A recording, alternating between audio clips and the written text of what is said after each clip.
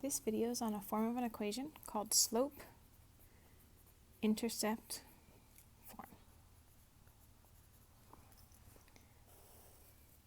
And that's equations that look like this.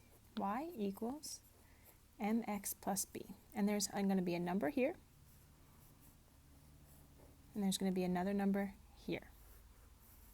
And these two numbers are really important because those numbers are the slope and the y-intercept. And we can use them to easily graph lines. And it's important that when we look at an equation, we can tell just by looking at it what the slope and y-intercept is. So let's do a few examples. So for each equation, we're going to identify what's the slope and what's the y-intercept. And you're going to see that this isn't too hard and there's a couple little details, but then once you have it, it's really easy to pick out what the slope and y-intercept is, which is going to make it really easy to graph the line. So let's take a look at this first equation. Y equals 2x minus 5. Okay, now the slope is in the position that's right next to x, right? This number that's being multiplied by x, it's called the coefficient of x. That number that's being multiplied by x, that's always the slope. So in this case, what's the slope? What's the number that's being multiplied by x? In this case, it's 2. So the slope of this line is 2. The y-intercept is the number that's being added or subtracted, right? And it doesn't have a variable, doesn't have an x on it. It's just the number that's by itself. Now, it says plus b here, so if we have something like plus 4, then our y-intercept is positive 4. But if we have something like this where it says minus 5, in this case our y-intercept is negative 5.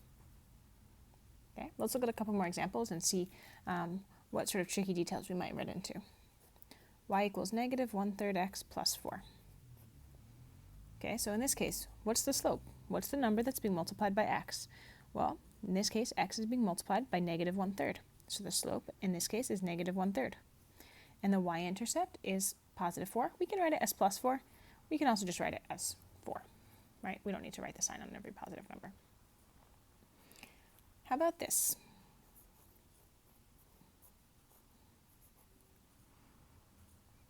What number is here being multiplied by the x? You notice there's nothing there, but that doesn't mean that there's no slope. In fact, this means that the number that's next to the x is this invisible 1, right? That's 1x. So the slope here is 1. Okay, and the y-intercept is negative 2. Let's take a look at another sort of similar example. What if the equation is y equals negative x plus 5? What's this number here being multiplied by the x? Remember, the slope is the number being multiplied by the x. In this case, that's an invisible 1, but it's a negative 1. Here the slope is negative 1, and the y-intercept is positive 5. Okay, make sure you're writing down all these examples because you're going to see that once you do it a couple times, it's going to come naturally to you, but it's nice to just write it down so you can have this as a reference. What about this? What seems to be missing here?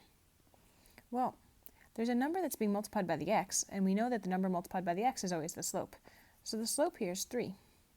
But what's the y-intercept? It's not written.